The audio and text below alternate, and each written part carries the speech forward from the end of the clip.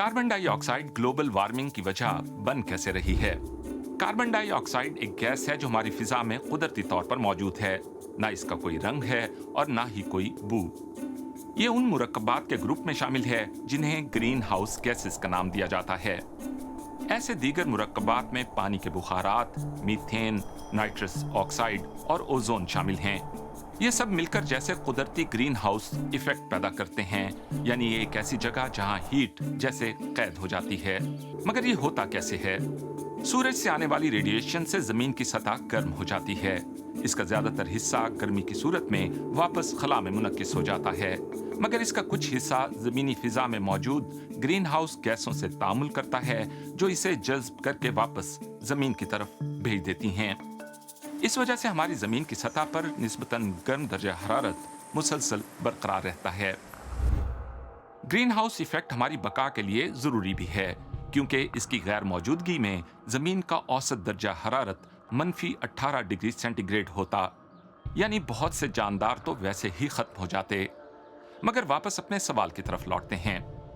जमीनी फिजा में carbon dioxide की शरह भले बहुत कम है, मगर ये ग्रीन हाउस इफेक्ट में बहुत ज्यादा इजाफा करती है, यानी 20 से लेकर 30% तक। और इसकी वजह है इसका मॉलिक्यूलर स्ट्रक्चर। यह बात अहम है कि 3 या 3 से ज्यादा एटमों से बने हुए मॉलिक्यूल जैसे कार्बन डाइऑक्साइड, मीथेन या पानी के बुखारात जमीन से वापस जाने वाली हीट के साथ इंटरैक्ट या तामुल करते हैं। इसकी वजह से इन मॉलिक्यूल्स में इर्ताश पैदा होता है, जो नतीजतन हीट पैदा करता है।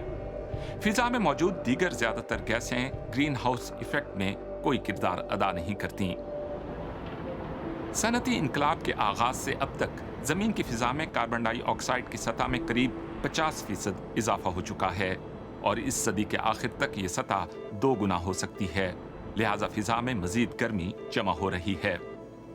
रिसर्च से मालूम हुआ है कि कार्बन डाइऑक्साइड की कंसंट्रेशन या इर्तिकाज में इजाफा मौसमियाती तब्दीली की सबसे बड़ी वजह है, और इस गैस में इजाफे से शदीद मौसमी आफात जैसे खुश्क साली,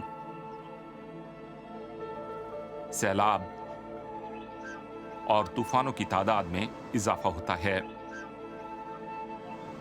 क्लाइमेट चेंज के सबब होने वाले नुकसानात में कमी के लिए हमें फिजा में कार्बन डाइऑक्साइड के इखराज में बड़ी कमी लाना होगी।